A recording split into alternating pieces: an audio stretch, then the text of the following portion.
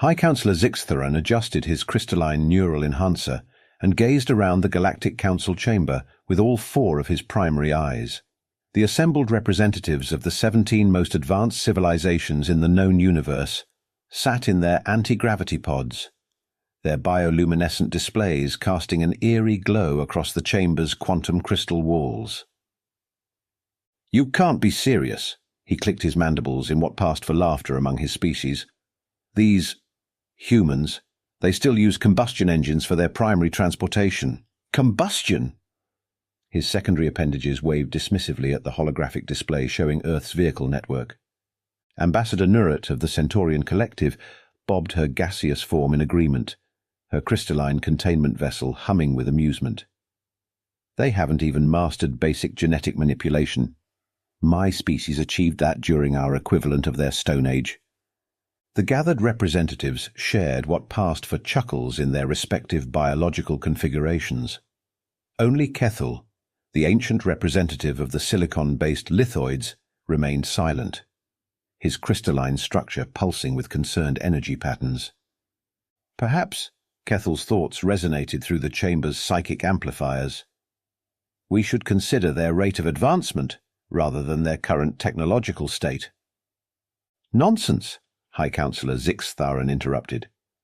"They're barely Category 3 on the technological achievement scale. They still think quantum entanglement is spooky action at a distance." More alien laughter rippled through the chamber. The holographic display shifted to show human military capabilities. Primitive nuclear weapons, crude space vessels, and basic particle accelerators floated before them. "Look at these adorable attempts at warfare," Ambassador Vreelox of the Energy Being sneered, her plasma form flickering with derision. "They still use projectile weapons. Projectiles. Like throwing rocks, but with more noise." "The motion before this council," Zixtharan continued, "is to implement Standard Containment Protocol 7 Beta. We simply can't risk letting them advance any further. Their psychological profiles show dangerous levels of curiosity combined with unprecedented adaptability." "They turned their entire planet into a surveillance network," Nurit observed. "And they call it social media. How charmingly primitive." Kethel's crystalline form pulsed again. "That same network processed more data in the last Earth year than many Category 4 civilizations handle in a decade." "All the more reason to contain them now," Zixtharan declared. "Better to act while they're still amusing rather than wait until they become a nuisance. All in favor." The chamber lit up with affirmative biosignatures. Only Kethel abstained, his crystal structure vibrating with what might have been concern or fear. "Excellent," Zixtharan's mandibles clicked with satisfaction. "Implementation begins at once. I expect this will be the easiest containment we've ever performed. What could possibly go wrong?" The gathered species would soon learn exactly how wrong things could go, but for now, they basked in their perceived superiority, unaware that human surveillance systems had already detected their quantum communications and were processing the data through those primitive networks they so casually dismissed. Dr. Marcus Chen stared at his computer screen in the basement of CERN, a half-eaten sandwich forgotten beside his keyboard. "Well, that's not supposed to happen," he muttered, watching patterns emerge in the quantum fluctuation data. "Unless—" He grabbed his phone and typed, "Anyone else seeing weird patterns in the quantum foam?" and hit send on the physicists' global WhatsApp group. Within minutes his phone exploded with messages from observatories and labs worldwide. Apparently the universe had decided to start gossiping about Earth in quantum, and humanity's scientific instruments had caught the whole Mean Girls routine. "So," General Zhang addressed the hastily assembled UN Security Council, "you're telling me alien teenagers are basically posting about us on space Instagram?" "More like space LinkedIn," Dr. Chen replied, drawing a few nervous laughs. "They're discussing our containment. Rather rudely, I might add. Apparently we're the equivalent of a preschool finger-painting class trying to build a nuclear reactor." The Russian representative snorted. "They clearly haven't met my 3-year-old nephew. He actually did try to build a reactor with his blocks." "Ladies and gentlemen," the UN Secretary-General interrupted, "we need to focus. These beings plan to contain us, and they think we're too primitive to even notice. The question is, what do we do about it? We do what humanity does best, the British representative smiled. We prepare in secret, let them underestimate us, and then show them exactly why that was a terrible idea. Over the next 3 months, humanity demonstrated exactly why being underestimated was arguably our species' greatest superpower. The Internet, that primitive surveillance network, became our greatest asset. While alien civilizations focused on quantum communications, they completely ignored the cat videos, memes, and social media posts that now carried encoded instructions and coordination plans.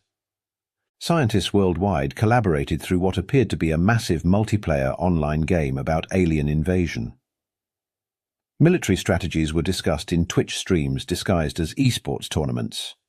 Manufacturing preparations were coordinated through TikTok dance challenges. The aliens, monitoring our quantum communications for signs of awareness, found nothing. Meanwhile, humanity prepared through what they considered noise: social media, gaming networks, and streaming platforms. The best part, Dr. Chen told the final coordination meeting, is that they're so convinced of their superiority, they haven't even bothered to decode our internet protocols. They think it's all cat videos and dance challenges. To be fair, someone muttered, 90% of it still is. A unified human resistance formed, hidden in plain sight. When the aliens finally moved to implement their containment protocol, they expected to find a primitive species barely able to detect quantum fluctuations. Instead, they'd face a humanity that had turned its perceived weaknesses into strengths, its primitive technology into an advantage, and its supposedly inferior communication networks into the perfect stealth coordination system. As Dr. Chen posted the final coordination message, disguised as a particularly amusing cat meme, he couldn't help but smile. "You know," he told his empty lab, "for super-advanced aliens, they really should have paid more attention in their history classes. Rule number 1 of warfare: never, ever let your enemy know you're underestimating them." The meme went viral within hours. To the aliens, it was just another example of humanity's primitive entertainment. To every human resistance cell worldwide, it was the signal they'd been waiting for. Game on. The alien containment fleet emerged from hyperspace with all the subtlety of a disco ball at a funeral. Their quantum crystalline ships, designed to impress lesser species, lit up Earth's orbit like a Christmas tree having an identity crisis. "Remember," Fleet Commander Ziptol addressed his crews, "minimal force. These primitives will likely surrender at the mere sight of our superior technology. Begin the containment field deployment." Down on Earth, at the Primitive Global Command Center, otherwise known as Dave's Gaming Cafe in Brooklyn, Dr. Chen watched the alien fleet through a Twitch stream disguised as a new space combat game. "They actually painted their ships in bioluminescent colors," he laughed. "It's like they want to make this easy for us. All units execute Operation Party Pooper." Across the globe, thousands of modified cell phone towers simultaneously switched from broadcasting cat videos to emitting precisely calibrated electromagnetic pulses. The aliens, who had built their entire technology stack on quantum crystalline computing, never considered that humanity's outdated electronic systems might actually be an advantage. The first sign that something was wrong came when Fleet Commander Ziptol's neural enhancer started playing "Never Gonna Give You Up" at full volume. The second sign was when his ship's quantum computers began displaying nothing but dancing cat gifs. "What is this primitive noise?" he screeched, trying to shut off his neural enhancer. "Status report!" "Sir," his second-in-command's voice crackled with panic, "our quantum crystalline matrices they're being hacked with radio waves. Who even uses radio waves anymore?" In orbit, the mighty alien fleet began to dance, literally. Their ships, controlled by quantum computers, now thoroughly infected with humanity's primitive code, started performing what appeared to be a synchronized TikTok challenge. "Sir," another officer reported, "the humans are broadcasting something called dubstep through our command frequencies. Our crystalline resonators are twerking." The containment field generators, the pride of alien technology, activated exactly as planned. Unfortunately, they had been synchronized to the beat of Sandstorm by Darude, courtesy of humanity's hackers. Instead of containing Earth, they created the galaxy's largest disco ball effect. "Impossible!" Ziptol screamed as his flagship started doing the Macarena in space. "They're barely Category 3. They still use internal combustion engines." "About that," Dr. Chen's voice came through every speaker in the alien fleet. "We kept those around because they're fun. Kind of like how you keep those shiny quantum computers around. By the way, how are you enjoying Earth's cultural exchange program?" The alien fleet's attempts to launch their superior weapons were met with equal success. Their plasma cannons started shooting hearts into space. Their gravity bombs transformed into floating emoji dispensers. Their dreaded mind control beams began broadcasting cat videos. "Should we tell them we figured out quantum computing 6 months ago?" a technician asked Dr. Chen. "We just kept it quiet because it was funnier this way."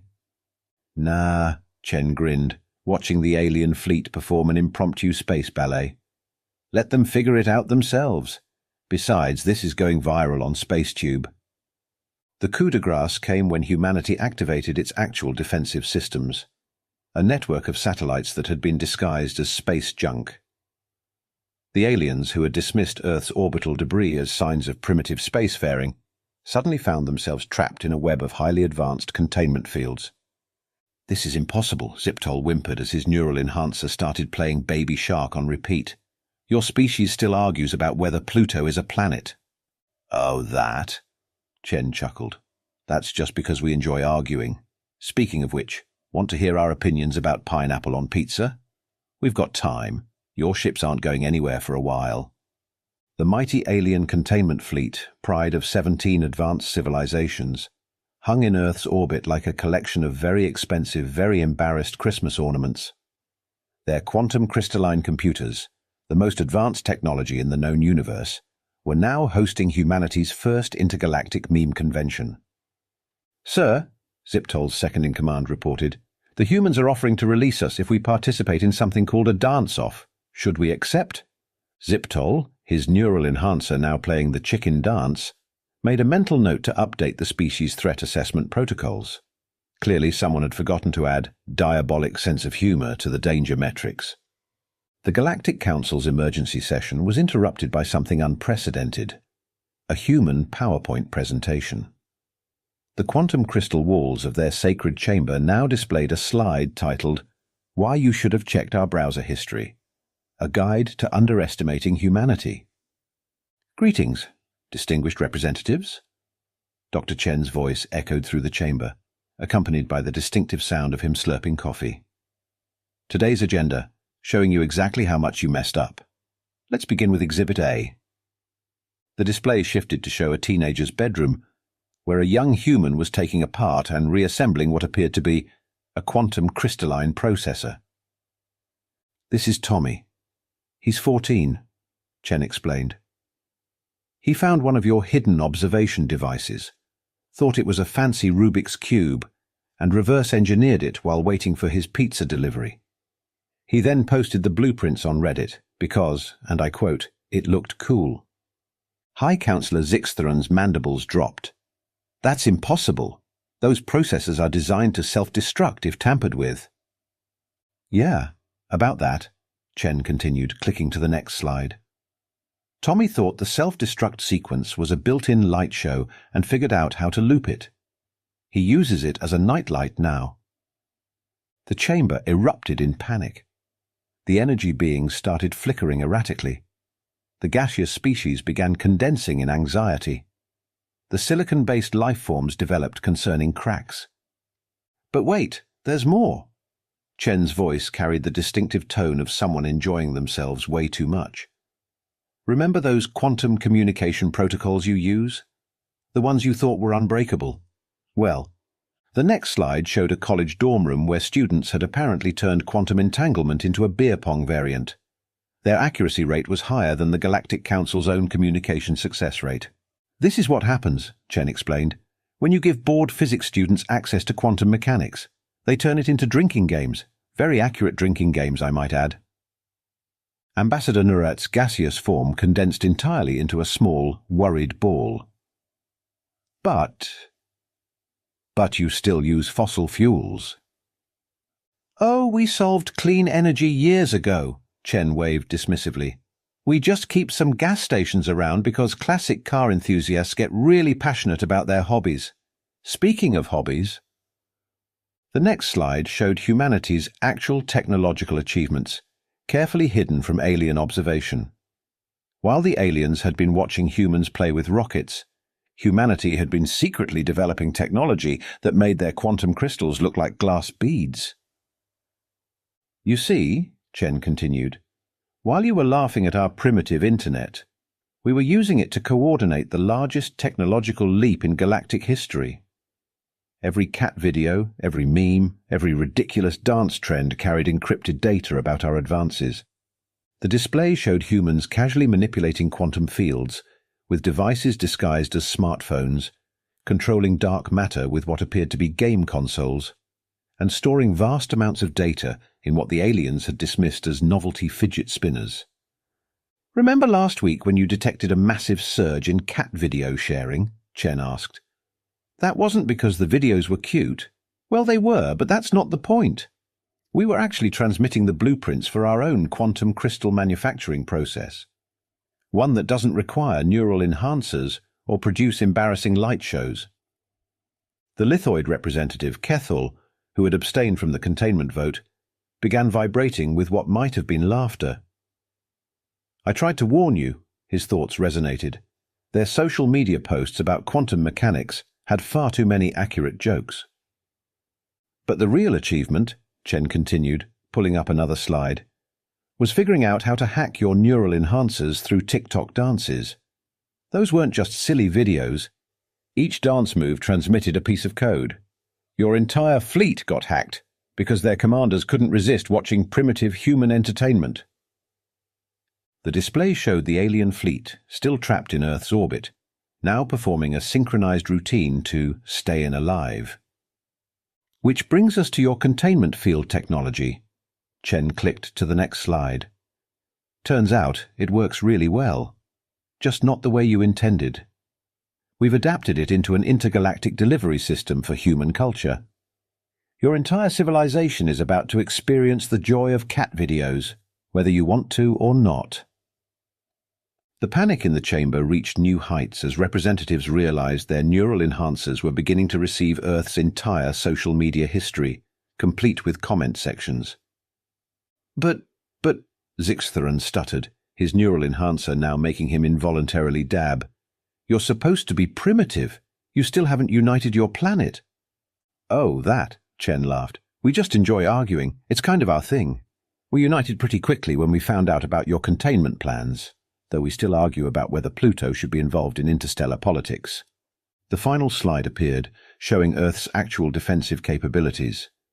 Hidden beneath the facade of a species still excited about launching cars into space was an array of technology that made the alien fleet look like a collection of children's toys.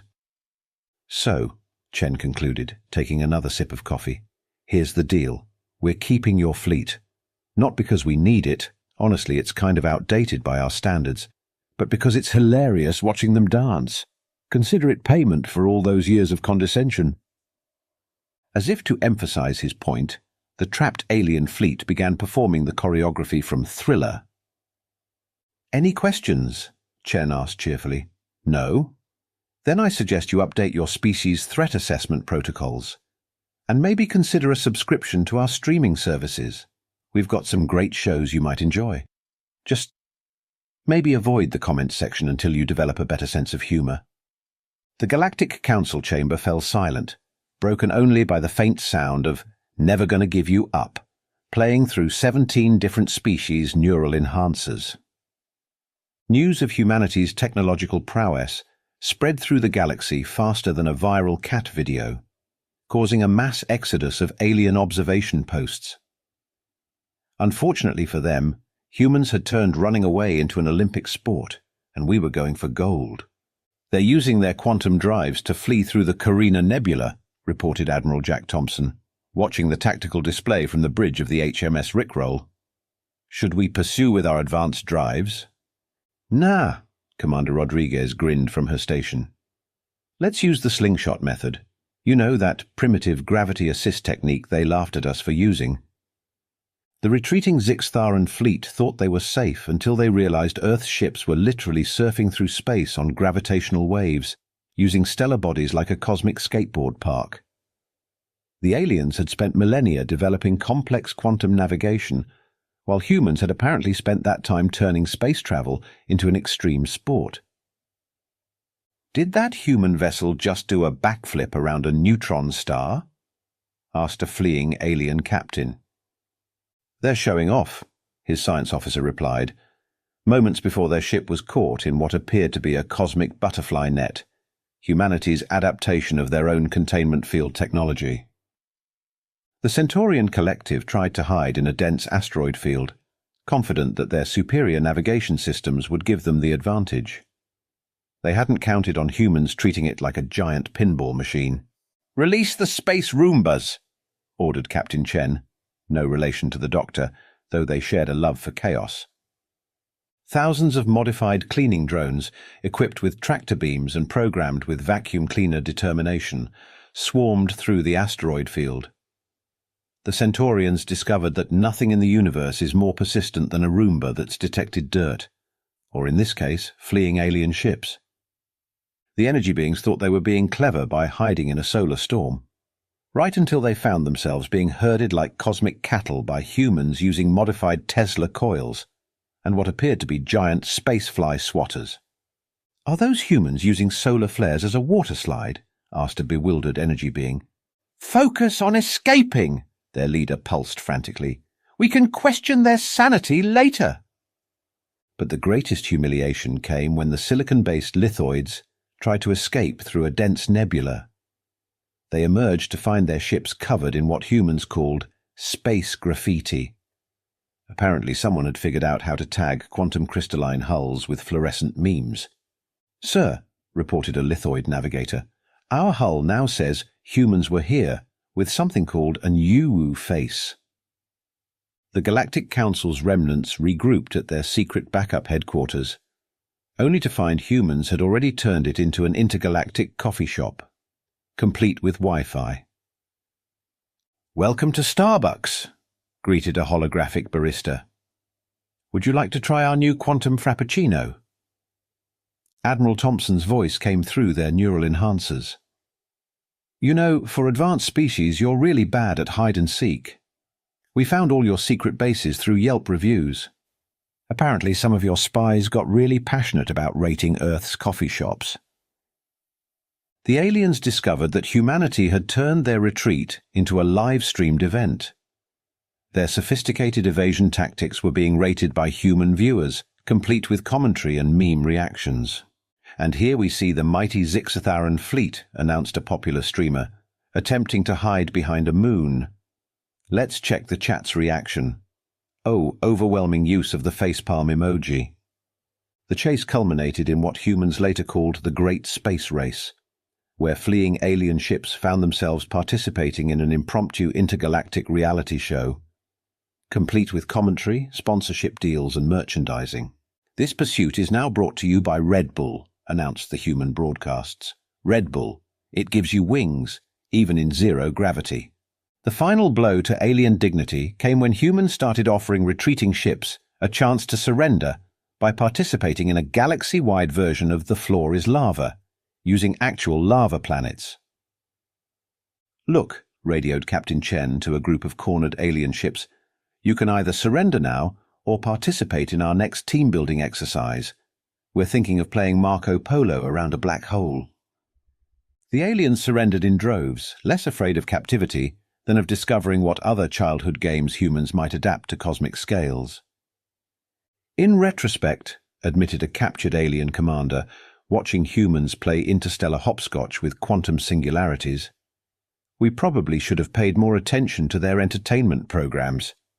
Anyone who turns thermonuclear warfare into a party game is not to be underestimated."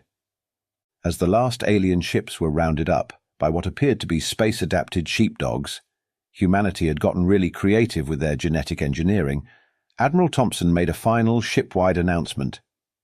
Cleanup completed, alien forces contained. And for those keeping score at home, yes, this entire operation was conducted while using only technologies the aliens considered primitive. Sometimes the old ways are the best ways, especially when they don't see them coming. Meanwhile, somewhere in deep space, a group of fleeing alien ships found themselves being pursued by a giant mechanical space cat, because humans had decided that if you're going to chase someone across the galaxy, you might as well do it in style. The Galactic Council's emergency renegotiation session began with unprecedented informality. Dr. Chen wheeling in a whiteboard while drinking from a mug labelled World's Best Species Containment Escapee. "So," he began, uncapping a marker, "let's talk about your whoopsie." The assembled representatives of the 17 most advanced civilizations watched in horror as he drew a simple flowchart titled How to Not Anger the Species That Turned Your Fleet into a Dance Crew. High Counselor Zix Tharan, his neural enhancer still occasionally making him dab against his will, attempted to maintain dignity. The Council does not recognize this informal approach to— "The Council," Dr. Chen interrupted, "is currently being live-streamed to 12 billion humans who voted on your fate through a Twitter poll. Would you like to know the leading suggestion?" Zix Tharan's mandibles clicked nervously. "Perhaps we could discuss this in a more traditional—" "The winning suggestion was to turn your entire civilization into an intergalactic reality TV show. The runner-up involved teaching your quantum computers to exclusively communicate through SpongeBob quotes." The chamber fell silent. Even the energy beings stopped flickering. "But," Chen continued, drawing a smiley face on the whiteboard, "we're willing to be reasonable. Despite what your containment plans suggested, we're actually quite good at diplomacy. When we want to be." Ambassador Nurut's gaseous form swirled anxiously. "What are your demands?"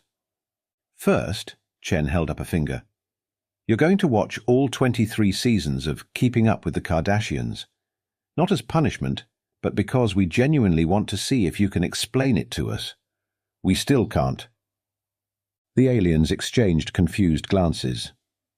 "Second," he continued, "we want full integration into galactic society, and this is important, we're keeping our primitive technology. Sometimes you just want to drive a combustion engine car and listen to it roar, you know."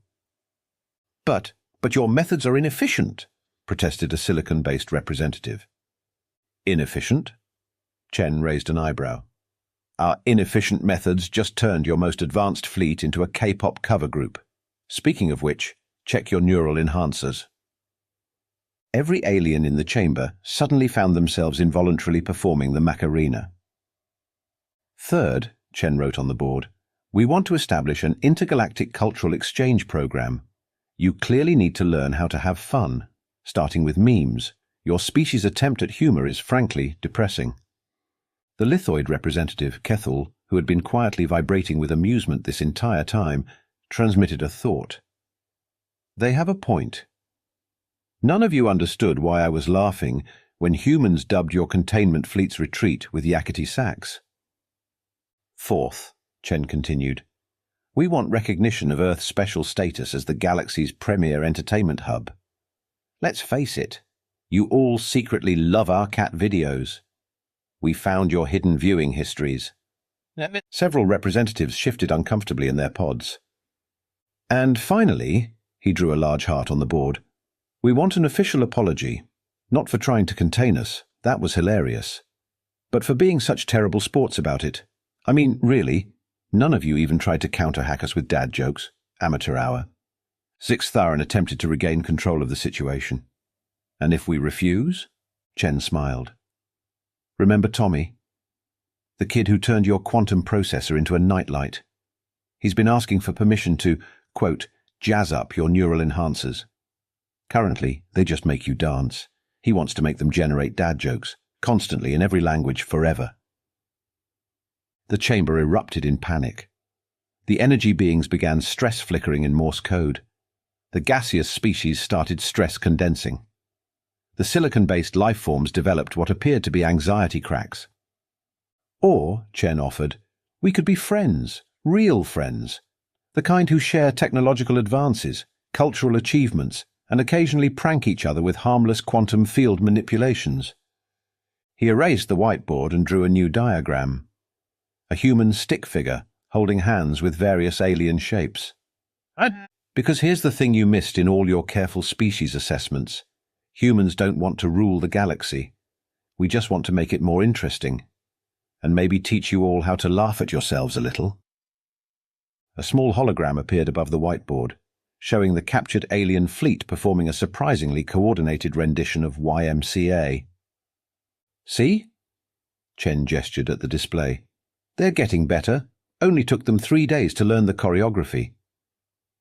The council chamber was silent for a long moment. Finally, Zixatharan spoke. And if we agree to your terms?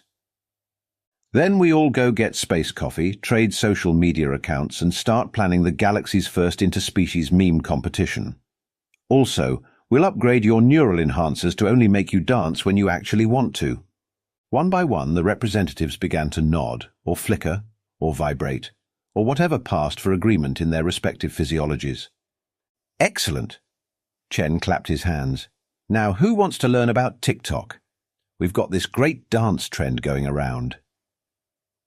As the representatives filed out for their first official human-led cultural exchange session, starting with a crash course in cat video appreciation, Kethel transmitted one final thought to the chamber. You know, we could have avoided all this if you'd just invited them to join us in the first place.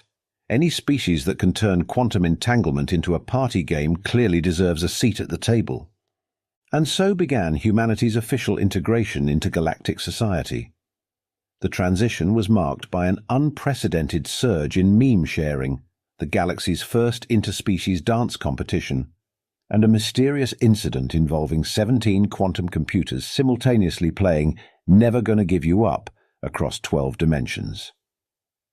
The containment fleet, eventually released from their impromptu dance career, went on to win several intergalactic talent shows. Apparently, practice makes perfect. 10 years after the Great Containment Catastrophe, as it was now known in galactic history books, the universe had become a very different place. Humanity's influence had spread through the galaxy like a particularly persistent viral video. The Galactic Council Chamber, once a bastion of stoic superiority, now featured a coffee bar, multiple charging stations for various species' neural devices, and a permanently installed karaoke machine. The latter had been deemed essential after discovering that even energy beings couldn't resist singing Sweet Caroline, though their version tended to ionize the atmosphere. High Councillor Zixatharan, now sporting a customized neural enhancer that only played dance music when he wanted it to, addressed the annual Galactic Cultural Exchange Conference. Looking back, he clicked his mandibles thoughtfully, our attempt to contain humanity ranks somewhere between trying to hold back a supernova with a butterfly net and attempting to teach quantum physics to a black hole. The assembled delegates chuckled. They could afford to laugh now. Human humor had become quite infectious across the galaxy. Even the silicon-based life forms had developed a crystalline equivalent of a funny bone. The conference hall itself showcased the new galactic order. Quantum crystalline technology merged seamlessly with human innovations. Holographic memes floated alongside serious scientific presentations. A group of Centaurians were enthusiastically participating in a human game called charades, though their gaseous forms made it particularly challenging. The humans, Zixatharan continued, taught us something we had forgotten in our rush for technological advancement. The value of joy, of play, of turning the universe itself into a playground without sacrificing scientific progress. In the corner, Tommy, now head of the Intergalactic Technology Integration Department at age 24, was showing a group of young aliens how to modify their quantum computers to run something called Minecraft. Their parents had long given up trying to stop him. We thought we were superior because we had advanced technology, Nurit added, her gaseous form shaped into something approximating a smile. The humans showed us that true advancement lies not in having technology, but in how creatively you use it. The evidence was everywhere. Human-inspired innovations had revolutionized galactic society. The once dreaded containment fields were now used for zero-gravity dance parties. Quantum entanglement had become the galaxy's most popular social network, though humans still insisted on using their primitive internet alongside it, because the memes hit different. The former containment fleet, now a popular performing group known as the Quantum Harmonies, had just released their latest album, Songs from the Space Disco. It was topping charts across 12 dimensions. Dr. Chen, now the Galactic Minister of Having a Good Time, a position created specifically for him, took the stage. "You know what the real containment was?" he asked, sipping from his ever-present coffee mug. "It was the containment of joy, of creativity, of the simple pleasure of doing something just because it's fun." He gestured to a window showing Earth in the distance. We humans never stopped using older technology alongside the new stuff, not because we couldn't advance, but because sometimes the old ways are just more entertaining. Why use a quantum teleporter when you can do a road trip? Why use neural data transfer when you can have a good conversation over coffee? The galaxy had learned. Species that once looked down on primitive methods now held regular vintage technology appreciation days. The energy beings had become particularly fond of vinyl records, claiming the scratchy sound-added character to their ionic vibrations. But perhaps most importantly, Chen concluded, we've all learned that the best way to advance isn't to contain or control, but to share, to play, to experiment, and occasionally to turn serious scientific achievements into elaborate pranks. As if on cue, every neural enhancer in the chamber began playing the chicken dance. Nobody even minded anymore. In the years that followed, the galaxy would continue to change. Humans spread their particular brand of chaos across the stars, teaching ancient civilizations how to laugh, how to play, and how to turn the most advanced technology in the universe into sophisticated toys. And somewhere in a college dorm room in the Andromeda Galaxy, a group of mixed-species students were still trying to beat Tommy's high score in quantum beer pong. The containment had failed, but something much better had taken its place. A galaxy that had finally learned how to have fun. As for the Galactic Council's official threat assessment of humanity, it now read simply, "Do not underestimate, but definitely invite to parties.